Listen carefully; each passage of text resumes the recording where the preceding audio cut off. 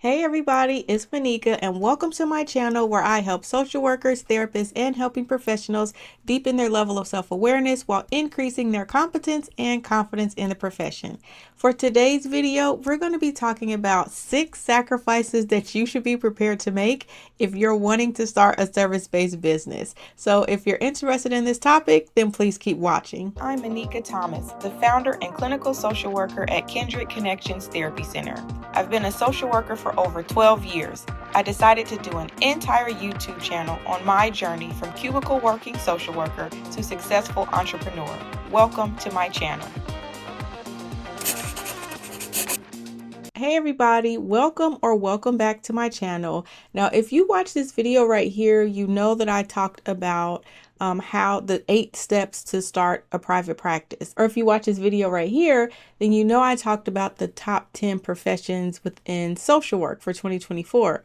But one of the things that I noticed that I didn't mention in that top 10 video, I didn't mention any entrepreneurial position that you can do or any roles that you can take with your social work degree. So I'm probably going to update that video or maybe do a different video altogether that focuses more on entrepreneurial ways that you can use your social work degree. Because I think there are a lot of options out there for us. They just don't get promoted as much. So I really want to use this channel as an opportunity for you to think outside of the box. If you're not wanting to work a traditional 9 to 5, there are some other options. Now, if you're thinking about going the entrepreneurial route, there are some things that you need to know because it's not what social media makes it out to be. There are a lot of things that you need to consider when you want to transition from a 9 to 5 to becoming an entrepreneur. And we're going to cover what some of those things are in this video. I'm not going to lie, y'all. Entrepreneurship is hard. I did not realize how difficult that it was going to be to run a practice, to hire staff, to ensure that my practice was profitable every month, to meet payroll.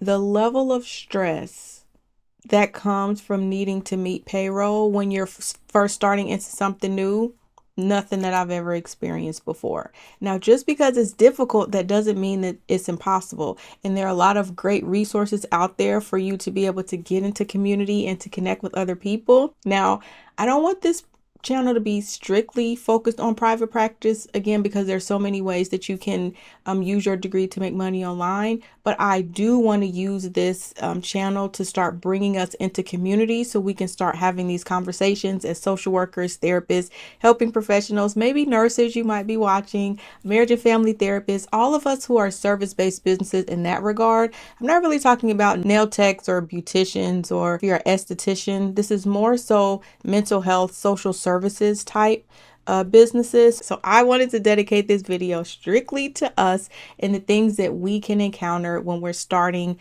a private practice or starting a business on our own. So first thing, I do not want any social worker, therapist, counselor out there to get trapped by this misconception that kind of glorifies entrepreneurship. I watch a lot of content with realtors, content creators, maybe you do too, but I don't always watch a lot of content of people in our professions doing the things that I want to do because I don't see a lot of people in our profession doing the things that I want to do. Maybe a small few, but it's not a lot. So when I do see people transitioning into entrepreneurship, it's always glamorized as this great thing, this amazing thing that's going to change your life. And I absolutely believe that it does and that it can, but there's a huge learning curve that you have to overcome to become an entrepreneur. Because oftentimes, if you were like me, I didn't grow up in a family of entrepreneurs. I didn't really know what it looked like to start a business that was profitable, that was sustainable, that can last multiple years, that didn't close down after 5 years, which is the statistic that we oftentimes hear when we want to start a business. But we don't always get the blueprint or the strategy to be able to sustain the business, to grow the business, or to scale the business. So I went in knowing that it was possible for me to have this business, but some of those misconceptions, I don't want you to get blinded by those. Now, you absolutely can make more money. There's no ceiling to how much we can make as entrepreneurs using our social work degree, but there are a lot of sacrifices that you have to make. One of the sacrifices is that cushy, comfortable, consistent income that you get every 2 weeks from your 9 to 5. I mean, you can bank on it hitting your account every 2 weeks. And then some months we get a little extra in October. Instead of getting 2 paychecks, we get 3 paychecks. So that consistency is something that you will absolutely miss when you transition into entrepreneurship. The benefits, health insurance, dental insurance, all of that is gone when you transition into entrepreneurship. Now, it doesn't mean that you can't get those things or that it's not accessible to you. Again, you just have to be in community to know where to access it, where you can get it at an affordable rate, and where it won't chip away at so much of your income. Because unlike working at a 9 to 5, when you're in entrepreneurship, it's like you eat what you kill. So the amount of work that you put in, at least when you're first starting out, is directly in proportion to the amount of money that you get. That's if you're still doing that time for money exchange. That's a totally different video that we need to talk about.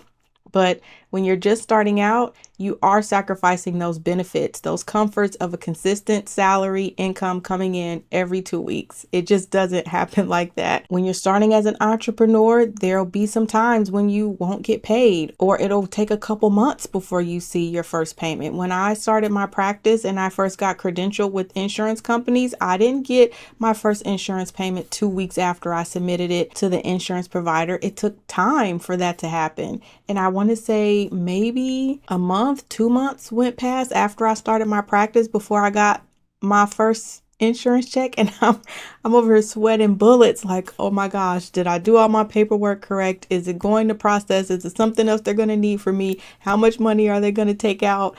I didn't know. Like, I had never been on that side of social services. So it was all new to me. When I got that first check, it was $500, my first insurance reimbursement that I got from seeing my clients. Oh my goodness. You couldn't tell me nothing.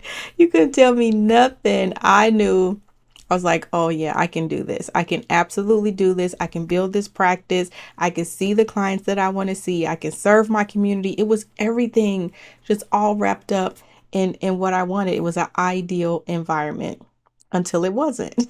So know that your business will grow. It will evolve. These sacrifices of, one, your income fluctuating, two, losing your benefits. I don't know if losing is the right word. You just have to get your benefits in a different type of way. But it's not the traditional way that you have benefits. But that number two is definitely your benefits, insurance, and just having that stable salary. Number three, the sacrifice, I don't know that people talk enough about this, is your reputation or your credibility. Sometimes when you work for a job that has a title attached to it, you hold your head up high. You feel good about yourself. You feel good about the company that you work for. You feel good about the title or position that you have. When you're an entrepreneur, you're starting your little business or your little side gig, and people may not take it as seriously, or you don't have that same level of credibility that you would have if your name was attached with this company, with this title and this business card.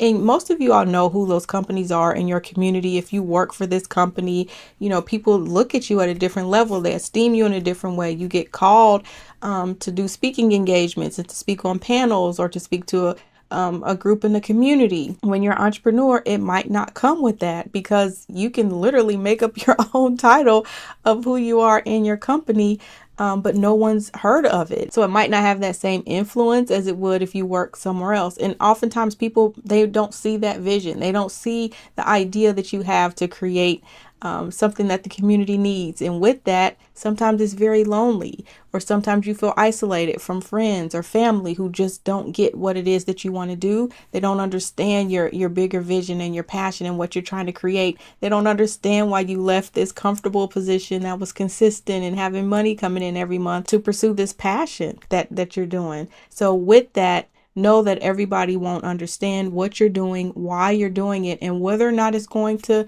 materialize into what you want it to do. But again, that's the risk that we often take as entrepreneurs. And number four, increase accountability and increase stress. Sometimes you think because you start your business that you're going to have more freedom, which you absolutely will once you set up the systems and the processes for that freedom to come. But until you get there, you have to build the systems, you have to build the processes, you have to build your credibility in the community. So with that, you sometimes trade in your 9 to 5 to working later into the evening, to working on the weekends. So you're putting in a lot of time on the front end, and sometimes you don't see the benefit of that on the back end in terms of a salary, because you're, again, not working for a company, you're working for yourself. So all that time that you're putting in, it might not manifest itself into actual dollars because there could be no money there to pay you. And I can remember when I first started my practice, I did a GoFundMe and I raised, I think, $5,000. I had money that I had put aside and saved, and then one of my friends loaned me $5,000. So I started with about $8,000 to $10,000 to start my practice. And when that money starts dwindling down from the purchases that you're making, I had a physical office space, so I had to pay my rent. I had to pay for the systems and software that you buy, your computers, your office equipment, your chairs, the decor, the paint, the flooring. Like I redid an entire space. So when that money starts dwindling down and you don't have anything coming in, that can be very scary. It's like, where is this money about to come from? You've been putting in the work, and it's eventually you believe that it's going to manifest itself, like the reward is going to come. But when you're just watching that money go out and nothing else is coming in, that can be really scary. And when it comes to building a business, it just takes more than a good idea. It takes more than this fantasy that we're fed through social media, that you'll create all of this freedom and have all of this time. It just doesn't start out that way. And oftentimes what's promoted to us more on social media is the lifestyle that entrepreneurship can create, but not necessarily the work that goes into creating that lifestyle. I don't know how many times I've seen, an entrepreneur or content creator online, but then when I listen to their story, I then hear how much time they invested in their business. I then hear how they woke up at 5 o'clock in the morning or didn't go to sleep till 3 o'clock working on their business. So sometimes we see the outside of the business, we see all the bells and whistles, but when you pull back the curtain and then you see what it actually takes to become an entrepreneur, that's where your judgment really has to kick in to say, am I willing to invest the time? Am I willing to make these sacrifices? Can I get my family on board? Are they going to understand that I'm missing out on family functions? I'm not able to go out on the weekends. I'm not able to spend a lot of extra money going out to eat and on brunches and going to weddings and buying Christmas gifts. And whatever your priorities are, a lot of those things have to shift, because when you're building a business, the goal is to invest that money back into the business so that it can grow. Then you don't have access to that money to pour back into the business. So I remember when I started my practice, one of the things that I knew that I had to do was move out of that individual office space. I had to have that office space set up for another therapist that I wanted to have. And then I had to have the money to do the decor, to buy the desk, the chair, to purchase the flooring for the space that was going to be mine. So I couldn't just continue to buy things like I had before, because I knew that I had other spaces that needed to be renovated in order for me to have a fully operational practice. This wasn't even a small space. It was only 2 rooms and a waiting area. This was barely 800 square feet, I think. So we're not talking about a small space here. And this is why you want to think about the options that you have, because having a physical office space, that's not the only option available. Starting an entrepreneur in private practice is not the only option available. So we're going to be talking on this channel about what these other opportunities can look like for you. But whether you go the traditional route or you do content creation, like how I'm integrating content creation into my social work career, whether you do that or you're consulting or you're coaching or you're doing speaking engagements or you're going after government contracts, whatever that opportunity is that you're seeking out in order to teach what you know, know that these things that I mentioned in this video, they're going to be a part of your entrepreneurial journey. And the best thing to do is to prepare yourself for it, to prepare your family for it, so that when it comes, it won't deter you and it won't cause you to think or believe that this journey is not for you. You would have known going into it what to expect. And when you know what to expect, you can plan for those things. So I hope you found this video helpful. If you did, please like, subscribe, and share. I'll be releasing more videos to help you deepen your level of self-awareness and to increase your competence and confidence in the profession. Thank you so much for watching. And as always, be well.